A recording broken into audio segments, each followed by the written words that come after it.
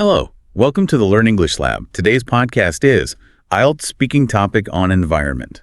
It is fantastic to be here. And honestly, looking at the sheer volume of, student requests we get, this is the deep dive that we absolutely had to do.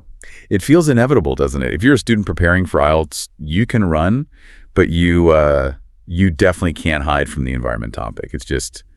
It's everywhere. It is ubiquitous, yeah. We see it in the news, on social media, but in the context of the IELTS exam, it's a juggernaut. It appears in the listening, the reading, the writing, and, well, notoriously, in the speaking test. And that is our specific mission today.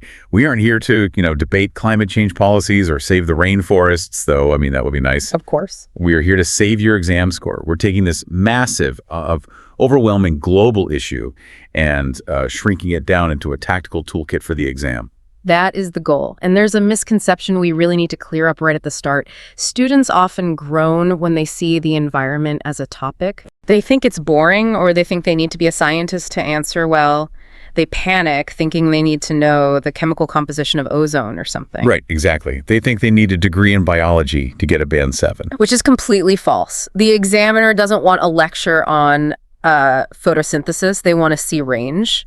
The environment topic is actually a gift in a way. A gift? How so? Because it allows you to connect to everything else. Technology, government policy, economics, health, social responsibility. If you master the vocabulary for the environment, you are accidentally preparing yourself for 5 or 6 other topics at the same time. That is a high return on investment. Yeah. So, okay, let's look at the roadmap for this deep dive.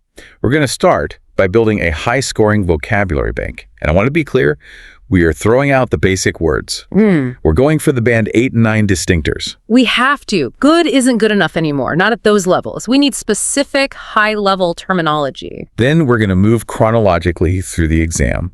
We'll look at strategies for part 1, the interview phase. The warm-up. Exactly. Then we'll tackle the monster that is part 2, the cue cards, and how to tell a story that isn't, boring. And we won't stop there. We're going to navigate the deep waters of part 3, the abstract discussion, which is where the real score differentiation happens. And finally, we'll wrap up with a workshop on grammar and delivery, specifically highlighting the mistakes that just kill your fluency score. Oh. So let's jump right into section 1, the toolkit. Let's do it. Okay, we need to talk about vocabulary. I feel like a lot of learners fall into a trap here. They learn the word pollution, they learn recycle, and they think, okay, I'm safe, I have the vocabulary. Why is that such a dangerous mindset? Because it signals a lack of precision. Pollution is a band 5 or maybe band 6 word. It's generic. It's a bucket word that you just throw everything into. A bucket word, I like that. To score high, you need topic-specific vocabulary that shows you understand nuance. You need to move from really broad terms like nature to specific concepts like ecosystem or biodiversity. Okay, let's drill down on biodiversity. It's a bit of a mouthful. Why is that word better than just saying, wildlife? Well, think about the register. Wildlife is descriptive. It's what you see on a safari, right? It's animals. Sure. Biodiversity, on the other hand, is scientific. It refers to the variety and the complexity of all life in a habitat, plants, animals, fungi, everything. So if you tell an examiner, this area is famous for its wildlife, that's fine. It's okay. It's okay. But if you say, this region is crucial for maintaining local biodiversity, you've just positioned yourself as a more academic speaker. You are analyzing the value of the nature, not just pointing at it. Yeah, it sounds more authoritative. Okay, what about sustainability? That's a buzzword we hear in, corporate boardrooms and coffee shops alike. It is, but it's often misused. Students sometimes use it just to mean long-lasting. But in this context, it has a very specific economic and ecological meaning. Which is? It's about using resources in a way that doesn't deplete them for future generations. So you shouldn't just say, we need sustainable things. That's too vague, right? You could say, we need to transition to a sustainable economic model, or we need to adopt sustainable farming practices. You're pairing it. That's a collocation, right? You're not just using the word on its own. That hits the nail on the head. And that brings us to, I think, the most important part of this toolkit. Single words are okay, but chunks of language collocations are what make you sound truly fluent. Why is that? Why are chunks so much better? Because native speakers don't build sentences word by word. It's too slow. It's too much mental effort. We pull prefabricated chunks off the shelf in our minds. It's faster and it sounds more natural. So let's look at the problem vocabulary. We all know pollution. How do we upgrade that using these chunks? Okay, so instead of saying the air is dirty, which is, very That's basic, basic, yeah. you want to talk about carbon emissions or greenhouse gases. But the key is the verb you use with them. We don't say pollution is bad. That is weak. We say pollution poses a threat to public health. Poses a threat to, okay, that sounds much more serious, much more formal. It carries weight, doesn't it? Or if we're talking about the ocean, we don't say oil kills fish. We say oil spills have a devastating impact on marine ecosystems. Devastating impact. It's the difference between a child describing a picture and, I don't know, a journalist reporting on an event. That is the perfect analogy. Here's another one for you, for part 3 discussions especially. Bear the brunt of. Oh, that's a heavy one. Bear the brunt. It sounds significant. It means to suffer the worst part of something unpleasant. It's fantastic for talking about inequality and environmental issues. Can you give me an example sentence? Sure. While developed nations are historically responsible for most carbon emissions, it is often developing nations that bear the brunt of climate change through extreme weather events. Wow. Okay, that is a band 9 sentence right there. It shows complex grammar, high-level vocabulary, and critical thinking all in one. Precisely. Okay, let's flip it. What about solutions? How do we sound proactive, not just descriptive about problems? You want action-oriented collocations. Governments shouldn't just do things. They should take measures. As in, the government must take measures to combat global warming. And schools, what's their role? Schools play a vital role in raising awareness. You wouldn't say schools should tell students about nature? No, it sounds a bit childish. Right. You say schools should raise awareness about environmental stewardship. I love that word, stewardship. It implies a sense of responsibility, like looking after something that isn't strictly yours. It does. It's a very powerful concept. And for the individual, we often hear, I try to recycle. It's a bit weak, isn't it? It is. It sounds like you might not always succeed. Exactly. You can upgrade it to, I make a conscious effort to recycle. Make a conscious effort. I like that. It implies it's a deliberate choice, a discipline. And it fills the silence. It's 4 words instead of 1, which gives you a moment to think about your next point while sounding incredibly fluent. That's a great practical tip. One last term before we move on. Carbon footprint. I hear this one all the time. It's essential. It's the total amount of greenhouse gases generated by our actions. The reason it's so great for IELTS is because it's personal. It connects the big, scary global science to your personal daily routine. So I could say something like, You could say, I'm trying to reduce my carbon footprint by cycling to work instead of driving. It's concrete, it's personal, it's specific. okay, so we have the toolkit, we have the chunks, the high-level words. Now let's walk into the exam room. Section 2, Part 1. The interview. The examiner asks you your name, and then boom, an environment question. This is the danger zone. The danger here is the yes-no trap. These questions are usually simple on the surface. Do you recycle? Is it polluted where you live? Right. The trap is to answer too quickly and just stop, yes. And then there's that awful silence, but you also don't want to give a full-blown speech, right? It's just the warm-up. Correct. It's a game of ping pong. You want a certain rhythm. A good formula is direct answer plus reason plus detail result. Keep it to maybe 3 or 4 sentences. Let's role-play a case study. Yep. The absolute classic. I will. Do you recycle? Okay, so a bad answer is, yes, I recycle paper and plastic. It is good for the environment. It is grammatically correct, but it's flat. It's got no personality. It's boring and it shows very limited vocabulary. Here's a model answer that's aiming higher. Yes, I absolutely do. In fact, I make a conscious effort to separate my waste into different bins. We have one for paper, one for plastics, and another for organic food waste. Okay, stopping you there. You use the collocation, make a conscious effort. You've listed specific types of bins. That specificity is key. Organic waste scores higher than just food. Then I'd finish by connecting it to the why, The result. the result. It has become a bit of a habit now, to be honest. I believe it's a small but effective way to prevent rubbish from ending up in landfills. And there it is, landfills. That's the technical term for the garbage dump. That one word elevates the whole answer, doesn't it? It really does. It shows, the correct terminology. Okay, what about a negative question? Let's say, is there much pollution where you live? Honesty is your best friend here. If you live in a smoggy city, don't pretend it's a Garden of Eden. Use that gritty reality to show off your vocabulary. Give me the gritty version. Okay. Unfortunately, yes. I live in a sprawling metropolis, so air pollution is a pressing issue, particularly during the morning and evening rush hour. Sprawling metropolis, pressing issue, already very strong. Then add a sensory detail.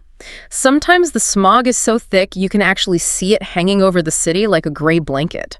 However, the local council is trying to mitigate this by promoting public transport, but I think there's still a long way to go. Smog so thick you can see it. That is such a vivid image. And you use the word mitigate instead of stop or fix. Mitigate is a power word. It means to make something less severe or less painful. It shows you understand that you can't just fix pollution overnight. You can only manage or reduce its impact. It's a more realistic and sophisticated viewpoint. Okay, let's try one that I think trips people up. The walking question. Do you walk or cycle instead of driving? The trap here is trying to sound like a perfect eco-warrior. Yes, I walk everywhere to save the planet. It just sounds fake. Examiners can spot that a mile away. They appreciate realism. So how do we sound real without sounding, lazy or uncaring? You balance it. You can use a yes, but, or to some extent, structure. Something like, I try to walk as much as possible for short distances, like going to the local shops, because it's a simple way to lower my carbon footprint. Okay, so that's the yes part. However, for longer commutes, I still have to rely on my car or public transport because, frankly, the infrastructure for cycling in my city just isn't safe enough. The roads are too busy. That feels so authentic. You're admitting a limitation. The infrastructure isn't safe. That's a real-world reason. And you are scoring points for words like infrastructure and commutes. You're showing that your environmental choices are constrained by the reality of where you live. That is a complex thought expressed very simply and clearly. That's brilliant. Okay, so moving on from the warm-up to the main event for many. Section 3, Part 2, the long turn, the cue card. This is where the panic really sets in. 1 minute to prepare, 2 minutes to speak. The panic usually comes from a lack of structure. Students they ramble, they start talking, run out of ideas after 45 seconds, and then just start repeating themselves with different words. It can be painful to listen to. So what is the antidote to rambling? How do you fill 2 minutes without just repeating pollution is bad? A narrative arc. You need to treat this like you're telling a mini-movie or a short story. It needs a beginning, a middle, and an end. A clear, logical progression of ideas. Let's apply this to scenario A from our notes. Describe an environmental problem. Let's use air pollution as the example. How do we structure this so we don't run dry? A great simple structure is problem A causes I, affects I solutions. It's a logical chain that guides you through the 2 minutes. Okay, so walk me through it. Beginning. You start by clearly stating the problem. The environmental issue I'd like to talk about is air pollution, which has become a particularly pressing issue in my hometown, especially over the last decade. Simple, direct. Then you move into the causes. Right. And don't just list them, describe them. I believe the main culprits are twofold. Firstly, the sheer volume of vehicle emissions from the endless traffic jams we experience daily. And secondly, the unregulated smoke that billows from the industrial factories on the outskirts of the city. Culprits, twofold. Unregulated. Great words. Yeah. Now the effects. How do you make that part engaging? You make it human. You connect it to people's lives. The consequences for public health are quite dire. Many residents, including my own grandmother, suffer from respiratory issues like asthma, which get worse in the winter. Beyond health, visibility often drops so much that it leads to traffic accidents, and it just generally reduces the quality of life. And the landing. The big finish. The solution. You can't just say the government should fix it. Yeah. You need to be more specific. I like to suggest a multi-pronged approach. Multi-pronged approach. I love that phrase. It sounds so professional. It means attacking the problem from different angles, right? That's the essence of it. To tackle this, I think we need a multi-pronged approach. The government must invest heavily in green public transport, like electric buses and a more efficient subway system, to get cars off the road. At the same time, they need to implement and enforce stricter regulations on factory emissions. That structure makes it almost impossible to run out of things to say. You just follow the chain. Problem, cause, effect, solution. It gives you a roadmap for your 1 minute preparation time. Okay, let's look at scenario B. This one feels more personal. Describe an eco-friendly habit. The example in the notes is using reusable bags. This one is tricky because, let's be honest, a shopping bag is boring. How do you possibly talk for 2 minutes about a bag? You can't just describe the bag. It is blue, it has handles, I put my groceries in it. You will bore the examiner to tears. For this kind of topic, you need a turning point story. You need to describe the moment why you started this habit. It adds a personal narrative element. The origin story of the eco-warrior. Exactly. So you could start like this. Well, I haven't always been so diligent about this, but I now make a conscious effort to use reusable shopping bags. The turning point for me was about 3 years ago when I watched a documentary about plastic pollution in the Pacific Ocean. Ah, now we have drama. We have a story. I saw these incredibly vivid images of sea turtles and dolphins tangled in plastic bags and nets, and it really struck a chord with me. It made the problem feel real and immediate, not just something I'd read about. Struck a chord. That's a beautiful idiom for an emotional connection. It's so much better than saying, it made me sad. Much better. Then you can describe the action, always carrying a cloth bag, refusing plastic straws. But you must end with the ripple effect, the broader impact. What do you mean by that? You acknowledge your own limitations, but point to a wider influence. I know my one bag won't save the world on its own, but I've noticed it has influenced my family. My younger sister, for instance, now uses a bamboo straw because she saw me doing it. It's about creating a collective shift in mindset, starting small. That is a great ending. It moves from a simple personal habit to the idea of collective impact and social change. Very sophisticated. It shows you can think beyond yourself. Let's do one more from the cue card section. Scenario D, an environmental event, Earth Hour. Right. This is the event where people all over the world switch off their lights for 1 hour to show support for the planet. This seems like a weak topic because, again, it's just 1 hour. A critic would say it doesn't actually save that much energy in the grand scheme of things. And that is exactly what you should say. That is the critical thinking bonus point you can earn here. So you critique the very topic you've been asked to describe. Yes, in a respectful way. It shows you're not just a passive describer of facts. Start by describing the event, what it is, but then pivot. Now, obviously, turning off the lights for 60 minutes is not going to solve the global energy crisis or halt climate change in its tracks. You're acknowledging the limitation up front. That shows confidence. Precisely. However, I believe the true value of Earth Hour is symbolic. It isn't about the kilowatts saved in that 1 hour. It's a powerful gesture of global unity that serves to raise awareness on an enormous scale. It sends a powerful message to policymakers and corporations that millions of ordinary people are concerned and want to see meaningful action. So the structure is description, acknowledging the critique, explaining the deeper meaning. That is a Band 9 structure. You aren't just a camera recording the event. You are an analyst interpreting its significance. It shows you can handle abstract concepts. Okay, we have survived the cue cards. We've navigated part 1 and part 2. Now we enter the deep end, section 4, part 3. The abstract discussion. This is where the training wheels come off. The examiner is going to push you with questions about society, the future, ethics. You absolutely cannot memorize answers here. You have to think on your feet. Let's tackle the first theme we have here. Apathy. The examiner might ask something like, why do you think some people don't seem to care about environmental issues? It is very tempting to just say, because they are lazy or selfish. But that's a surface-level, judgmental answer. We need to go deeper. We need to talk about factors like immediacy and economics. Okay, explain the immediacy argument. What does that mean? Well, for many people, particularly in developed countries, climate change is an abstract concept. It's numbers on a screen or a scientist talking on the news. It doesn't directly affect their daily life yet. I see. If you have air conditioning to deal with heat waves and your supermarket shelves are always full, the crisis can feel very distant. It lacks that sense of immediate personal threat that motivates action. And the economic argument. This is where we can show a bit of empathy, I suppose. Certainly. It's crucial to show you can see things from different perspectives.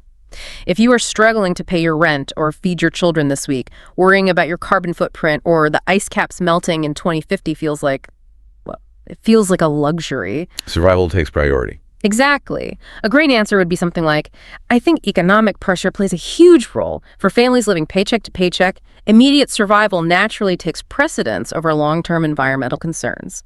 It's not that they don't care, but they have more pressing problems to deal with. Precedence. Takes precedence over. That is a fantastic phrase. It means it is more important. So much better than just saying it's more important. It shows you understand the very real and complex human condition behind the issue. Let's move to theme number 2, responsibility. This is the classic cage match, government versus individual. Who is more responsible for protecting the environment? The trap is to pick one side. It's all the government's fault. Or it's all up to us as individuals. The sophisticated answer is always the balanced view. It's a shared burden, not an either a problem. Right. A good approach is to define the distinct roles each plays. The government's role is to provide the large-scale framework. They can create laws, invest in public infrastructure like renewable energy grids, and sign international treaties like the Paris Agreement. Things an individual can't do. I can't build a wind farm in my backyard. Exactly. But on the other hand, the government can't be in every person's kitchen to make sure they're recycling their plastic bottles. Sure. That's the individual's role.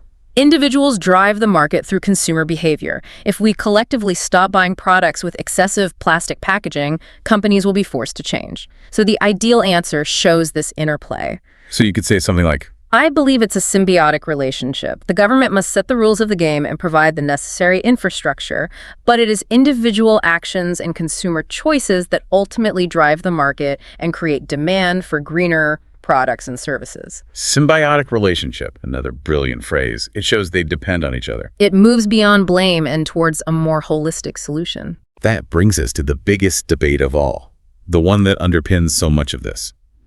Economic growth versus the environment. Can we have both? Or must we choose? This is a very, very common Part 3 question. They'll phrase it in different ways, like, is it necessary to damage the environment to achieve economic progress? And how do you handle this? It feels like a real trap. You have to challenge the premise of the question. You reject the idea that it's a binary choice, that it's one or the other. You can argue that, in the long run, environmental destruction is actually incredibly expensive. Expensive how? In what way? Well, think about the huge healthcare costs from treating respiratory diseases caused by air pollution. Think about the billions of dollars it costs to rebuild cities after floods and hurricanes, which are becoming more frequent due to climate change. Damaging the environment has a massive economic cost. So the rebuttal is, you cannot have a healthy economy on a sick planet. That is the crux of the argument. And then you introduce the synthesis, the solution, the concept of sustainable development. You can mention the green economy. Okay, what do you mean by that? You point out that protecting the environment can actually create jobs. The renewable energy sector creates jobs for engineers and technicians. Ecotourism generates huge revenue for local communities. You can even give examples of countries like Costa Rica or Denmark, which have very strong economies and some of the world's strongest environmental protections. So you're arguing that they are not mutually exclusive. In fact, they can be mutually reinforcing. That is the winning argument. It shows you are not just an idealist shouting, "Save the trees," but a pragmatist who understands how the modern world works. Let's touch on one last theme for Part 3. Technology. Is technology the savior? Is it going to solve all our problems? The techno-optimism question. A fantastic phrase you must try to use here is silver bullet. A silver bullet, like a magical solution that fixes everything instantly. Exactly, and you almost always use it in the negative. Technology is an incredible tool. We have more efficient solar panels, amazing electric vehicles, even AI for monitoring deforestation, but it is not a silver bullet. Why not? What's the other side of the coin? Because technology is only a tool. Its effectiveness depends entirely on political will and behavioral change. An electric car is a wonderful piece of technology, but it's pretty useless if the electricity used to charge it comes from a coal-fired power plant. That is a great nuance. It prevents you from sounding naive or overly simplistic. It creates a comprehensive, well-rounded argument. It shows you see the full picture. We have covered so much content. I mean, vocabulary strategy for all three parts. But before we close, we have to talk about the mechanics. Section 5. Grammar and delivery. You can have all these great ideas, but if you speak like a robot, you're still in trouble. Absolutely. Delivery is the vehicle for your ideas. And for the environment topic, there are some specific grammatical structures that really impress examiners because they fit the topic so well. First up, conditionals. The if sentences. Why are these so good for this particular topic? Because the environment is all about cause and effect and speculating about the future. You need to be able to toggle between what's real, what's hypothetical, and what we regret about the past. Okay, so give us an example of the real, that's the first conditional, right? Right. If governments invest more in renewable energy, carbon emissions will drop. Simple, logical, fact-based, cause and effect. Now the hypothetical, the second conditional. This is for imagining a different present reality. If everyone recycled their waste properly, our landfills would be much smaller. You're talking about an ideal world that doesn't exist right now. And the most difficult one, the third conditional, the one about the past. This one is really hard for a lot of students. This is the regret structure. It's perfect for this topic. If we had taken decisive action on climate change 20 years ago, the crisis wouldn't be this severe today. Oof. If we had it wouldn't be. If a student can drop that into a Part 3 answer naturally, the examiner basically just puts down their pen and gives them a band 8 for grammar. It really does. It shows a sophisticated command of grammar, that you can manipulate time and hypotheticals in English. It's very high level. What about passive voice? Yeah. Usually we're told to use the active voice. I did this. That's true for a lot of writing, but in academic or formal speaking, the passive voice can sound more objective and official. Instead of saying, people are cutting down the forests, which sounds a bit like you were blaming someone. A bit accusatory. Yeah. You can say, vast areas of rainforest have been destroyed. It focuses on the action and the result, not the actor. It sounds more like a news report. And for solutions. It's perfect. Stricter regulations on industrial waste should be implemented by the government. It sounds like a formal policy recommendation. Let's talk about pronunciation. You mentioned the monotone robot problem earlier. This is a score killer. If you sound bored, the examiner feels bored, and they'll assume you lack the language to express emotion. You need to vary your pitch and intonation. When you talk about the devastating impact of an oil spill, your tone should sound concerned. When you talk about a hopeful new technology, you should sound more optimistic. Your voice should match your words. 100%. And a huge part of that is word stress. Can you explain that? English is a stress-timed language. If you flatten all the words and give each syllable the same weight, you become very difficult to understand. You need to hit the beats. It is not environment, it's environment. Right. The stress is on the second syllable. It is, and it's biodiversity. It's sustainable. Practicing the stress patterns of these key topic words is a quick way to massively improve your clarity. I see students say environment all flat, and it doesn't land right. And it sounds robotic. On Fire Amendment, the rhythm matters just as much as the individual sounds. Finally, what is the one biggest mistake to avoid? The one thing that could ruin everything we've just discussed today? Memorization. Really? Even after we've given them all these model answers and phrases? Especially then. Do not, under any circumstances, memorize these scripts word for word. Examiners are trained professionals. They can spot a memorized script in seconds. How can they tell? The student's speed suddenly changes. Their intonation goes completely flat. Their eyes glaze over as they try to recall the exact sentence from their notebook. It's painfully obvious. So how should people use this deep dive then? What's the right way? You internalize the concepts and the vocabulary chunks, learn the phrase, bear the brunt of, but don't memorize the whole paragraph it was in. Use the problem, cause, effect, solution structure as a mental framework, but fill it with your own ideas and examples in the moment. So, think globally, speak personally. That is the perfect mantra. Mix the big facts and the formal vocabulary with your own life experiences, your personal recycling habits, your walk to the supermarket, your emotional reaction to a documentary you watched. That authenticity is what connects you to the examiner as a human being. And that is what gets you the score. At the end of the day, that's what it's all about. Well, we have unpacked a massive amount of material today, from biodiversity and carbon footprints to narrative arcs and conditional regrets. We certainly have. And frankly, if you can talk about the environment confidently, you can talk about almost anything. It's the ultimate training ground for IELTS speaking. We hope you feel ready to walk into that exam room and tackle any question they throw at you about our planet. You have the toolkit now. You've absolutely got this. Just breathe, watch your collocations, and remember to tell your own story. Like, share, and subscribe to this YouTube channel. Thanks for listening, and good luck with your prep. Goodbye, everyone. Good luck.